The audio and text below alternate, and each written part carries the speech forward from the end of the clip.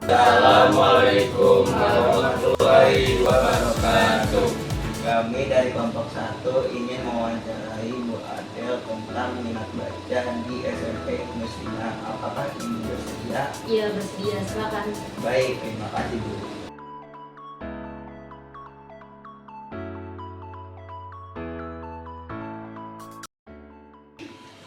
Menurut Ibu, apa saja faktor utama yang mendorong minat baca siswa di sekolah Ibnu Sina?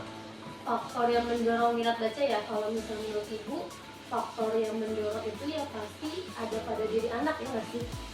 Kalau misalnya anaknya emang nggak ada minat baca ya kita nggak bisa maksa. Nah berarti kalau misalnya kalian mau memunculkan rasa minat baca, berarti kalian harus punya yang pertama itu rasa ingin tahu gitu. Kalau misalnya kalian punya rasa ingin tahu, otomatis kalian kepo. Misalnya si Raffi contohnya nih, Raffi suka nih sama cerita novel-novel yang kayak sekarang kan ada ya yang aplikasi-aplikasi digital gitu ya. Nah kalau Raffi ada rasa ingin tahu, pasti itu Raffi bakalan baca cerita itu sampai habis, ya enggak? Gitu. Jadi yang pertama itu pasti ada rasa ingin tahu gitu.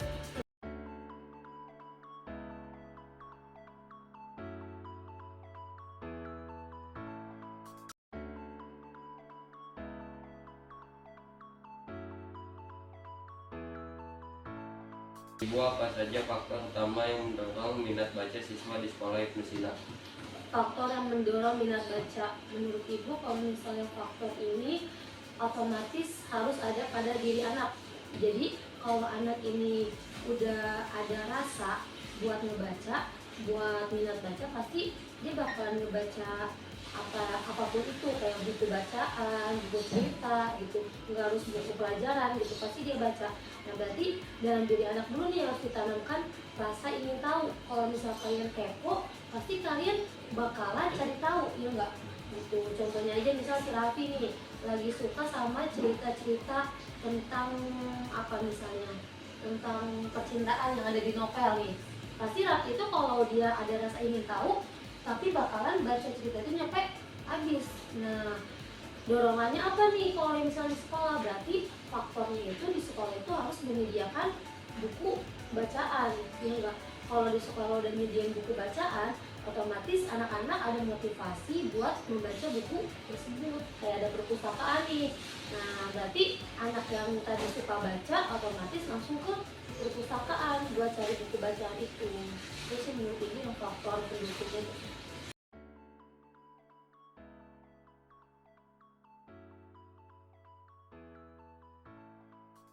Bagaimana program literasi di Ibnu Sina dirancang untuk meningkatkan minat baca siswa?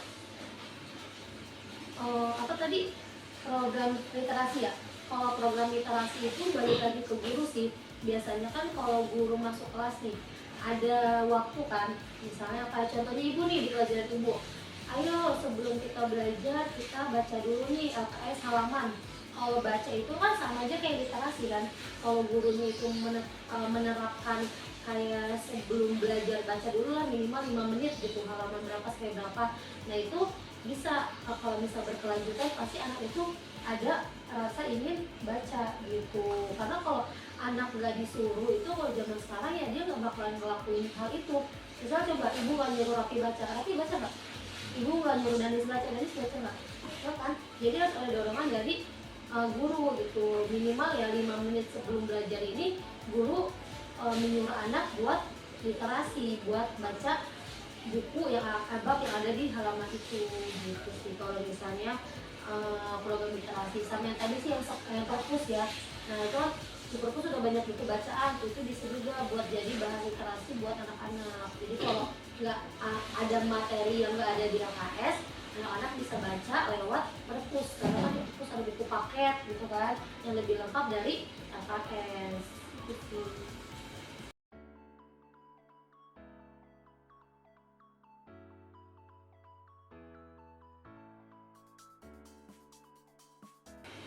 Kalau jenis buku atau genre apa yang paling populer di kalangan siswa Ibnu Sina? Kalau jenis buku, genre buku ya, kan jenis buku itu ada dua ya, ada fiksi sama non fiksi. Tapi kalau misalnya dilihat dari anak-anak Ibnu Sina kan anak-anak Ibu Sina kan ya kayak kalian lah gitu ya, generasi Z gitu, Gen Z gitu kan. Nah otomatis kalian itu lebih suka kayak membahas buku-buku yang ini gak sih, kehidupan remaja gitu. Coba ibu tanya, kalau kalian dibandingin ada dua buku nih, buku pelajaran sama buku yang emang ngebahas tentang kehidupan remaja, tuh kayak percintaan, terus kenakalan remaja, terus kehidupan di sekolah. Nah kalian lebih milih apa? Gitu, kehidupan remaja. Iya, karena anak-anak zaman sekarang otomatis kalau ceritanya itu tentang kehidupan mereka yang mereka alami, dia pasti makin kepo sama cerita itu dan dia bakalan baca cerita itu nyampe habis gitu. Jadi menurut ibu kalau genre yang populer di kalangan Ibu Sina ya genre yang tentang membahas itu kehidupan remaja gitu. Mungkin ada sih beberapa yang tentang pelajaran tapi nggak semua.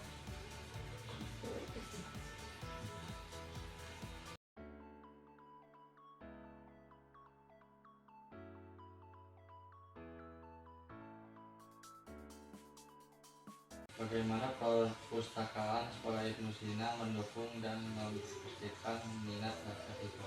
Perpustakaan Ibu Sina ya, kalau misalnya dari perpustakaan itu untuk minat baca otomatis kita pertama lihat dari ruangannya ya nggak sih.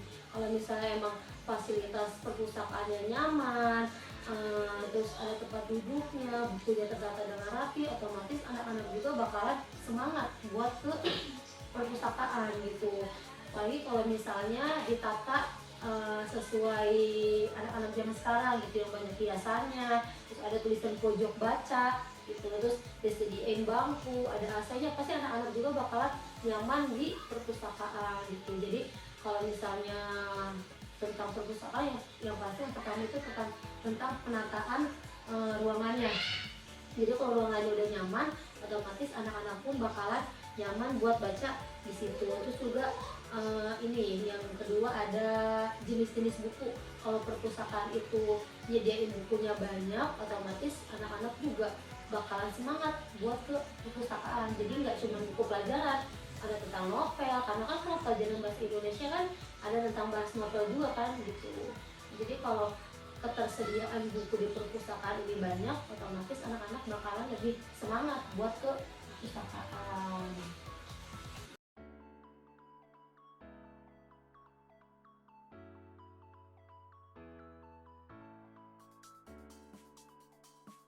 Kalau di Ibnu Sina, berapa sering siswa Ibnu Sina mengunjungi perpustakaan sekolah dalam sebulan?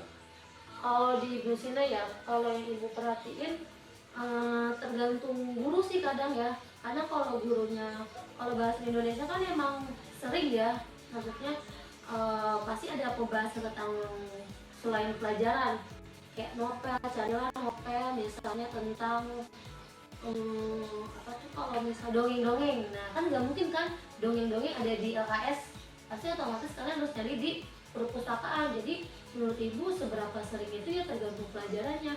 Kalau ibu sendiri kan kayak PAI ya, ibu jujur jarang nyuruh anak-anak perpustakaan. Paling kalau misalnya emang ibu nyuruh kerjain halaman sumatif 2 misalnya, ketika nggak ada jawabannya ibu bilang, ibu ngarahin silakan cari di perpustakaan gitu. Atau ketika merangkum, nggak bisa kita merangkum dari LKS, otomatis harus merangkum dari buku paket yang ada di perpustakaan juga gitu. Jadi ya harus merangkum perpustakaan gitu. Tapi nggak sesering kayak pelajaran bahasa Indonesia yang emang ngebahas tentang dongeng dan kisah-kisah lainnya sih.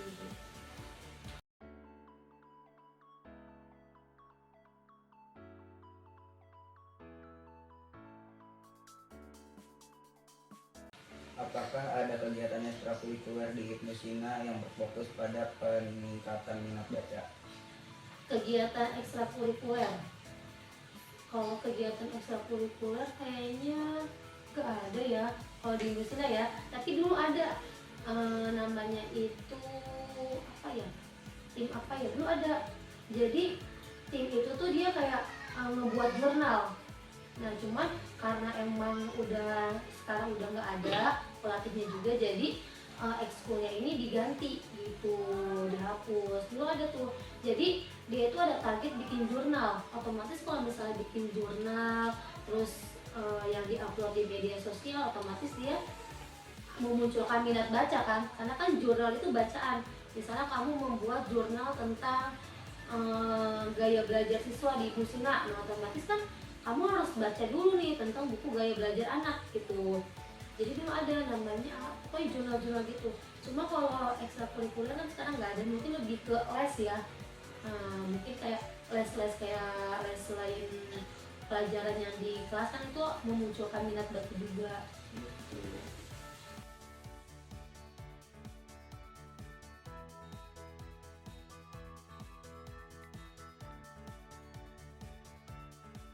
Bagaimana peran guru dalam memotivasi siswa untuk membaca di Ibu Sina? Peran guru kan, kalau guru itu kan bukan mengajar doang ya. Guru ini sebagai fasilitator juga gitu, jadi sebagai memfasilitasi yang tadi gue bilang. Berarti guru ini memfasilitasi anak dengan buku bacaan gitu. Fasilitasnya dari mana? Dari sekolah yang ada di perpus. Dan bisa peran guru ini ya bisa mengarahkan anak buat mencari bahan bacaan yang ada di perpus gitu. Selain itu juga peran guru dalam apa tadi Denis? Peran guru dalam memotivasi siswa ya. Terus juga bisa juga kalau misalnya siswa ini jarang baca atau nggak suka baca, ada kan pasti ya, ada siswa kan beda-beda ya, ada siswa suka baca dan enggak. Nah berarti peran guru ini caranya dia adalah memberi motivasi, mendorong anak. Misalnya JJ nih nggak suka baca, ya tugas ibu sebagai guru harus mendorong JJ. Ibu ngasih motivasi ke kamu, ngasih manfaat ke kamu, ngasih kamu kata-kata lah kayak J, kamu tuh harus baca, karena kalau misalnya kamu baca tuh kamu baca ini bisa membuka jendela, maksudnya wawasannya itu luas dari baca ini gitu. Jadi yang tadinya anak ini nggak suka baca jadi bisa baca gitu. Yang tadinya kamu cuma bisanya scroll TikTok, nah terus ketika ibu kasih motivasi kata-kata, nah kamu jadi suka nih sama baca, jadi minat kamu ke baca ini lebih banyak gitu daripada minat kamu nge-scroll TikTok gitu. Jadi guru harus memberi motivasi dan juga sebagai fasilitator sih ke anak.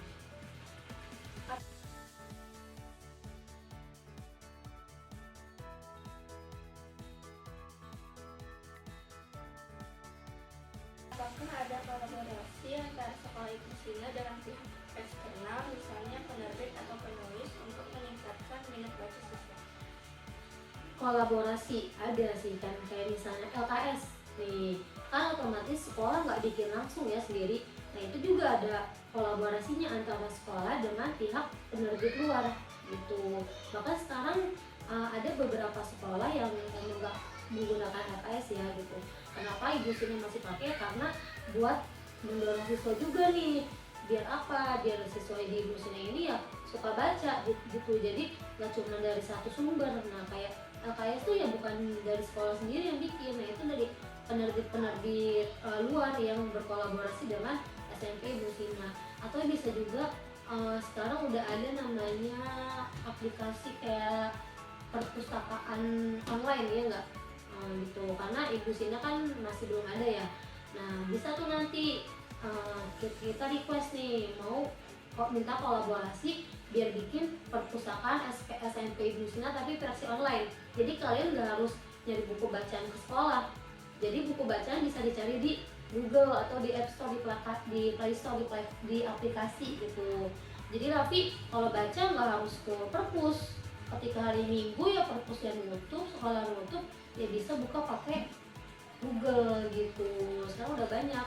Jadi kalian tuh bisa cari-cari tuh di Google kayak perpustakaan nasional yang di Jakarta tuh, dia juga ada aplikasinya di Google gitu. Atau nanti semoga kedepannya Ibu Sina juga bisa bikin ini ya perpustakaan digital. Jadi kalian gak usah capek-capek ke sekolahan buat baca-baca kalau misalnya hari libur gitu.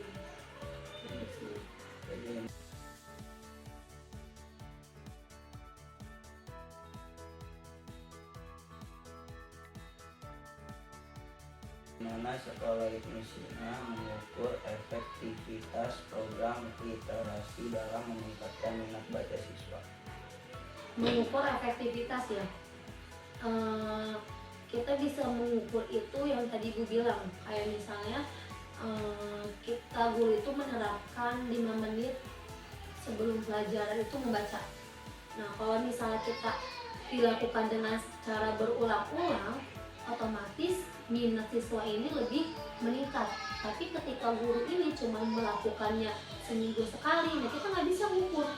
Karena apa? Nggak akan ketahuan hasilnya. Tapi kalau misalnya guru tiap minggu nih, tiap masuk, kan kayak ibu kan sehari ini seminggu itu kan masuk kelas kan 2 kali kan. Nah, kalau dilakukan berkelanjutan 5 menit sebelum belajar baca dulu, nah itu kita bisa mengukur. Oh, murid ini apa minat bacanya lebih besar nih gitu.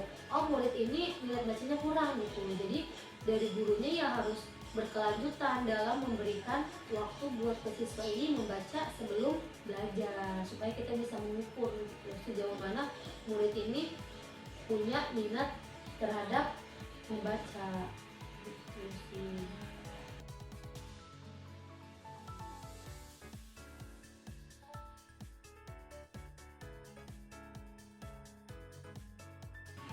Tantangan apa yang dihadapi sekolah Ibnu Sina dalam meningkatkan minat baca siswa dan bagaimana cara mengatasi? Tantangan minat baca, kalau tantangan sih lebih ke gadget ya, kan yang tadi gue bahas juga ya kan. Kalau anak zaman sekarang pasti otomatis waktunya itu lebih banyak menggunakan gadget gitu ya. Tantangannya itu ya ada di gadget itu sendiri, di HP itu sendiri. Coba sekarang kayak Danis juga sehari itu bisa megang HP berapa jam daripada megang buku? 5, yakin pasti lebih banyak megang HP daripada megang buku. Nah itu tantangan zaman sekarang itu adalah gadget gitu. Gimana guru ini bisa mengatur atau memberikan tugas anak ini agar tidak terus megang gadget, tapi dari gadget juga kita bisa memberikan dampak positif yang tadi Bu bilang. Kayak sekarang udah ada banyak aplikasi perpustakaan digital gitu. Nah, misal dari gurunya itu ya memberikan tugas yang online gitu. Jadi nggak harus tugas yang menulis gitu. Misal tugas online. Nah, nanti dikumpulinya lewat aplikasi apa. Nah, kan itu pasti menggunakan gadget kan. Nah, jadi gimana si anak ini ketika megang gadget yang nggak megang yang ke negatif gitu, kayak main game, ya bisa lewat situ gitu. Jadi dari gadget ini kita keluarin dampak positif gitu. Kalau misalnya tantangannya dari gadget, terus ada juga tantangannya itu kalau misalnya di Ibnu Sina ini buku sih, kalau menurut ibu ya, kayak di perpus ini bukunya masih itu aja gitu, belum terlalu menarik gitu. Jadi bikin siswa di Ibnu Sina ini jarang buat mengunjungi perpustakaan gitu. Semoga nanti kedepannya Ibnu Sina ini bisa memfasilitasi anak-anak dengan buku-buku yang menarik. Jadi dari anak yang tadinya ngapain sih ke perpus, karena bukunya itu doang gitu kan. Paling di bukunya tentang buku paket doang, terus ceritanya cerita zaman dulu. Nah, tapi ketika sekolah memfasilitasi buku bacaan yang banyak, yang menarik, otomatis anak juga bakalan ini nih tertarik gitu buat ke perpus. Tantangannya menurut ibu ya.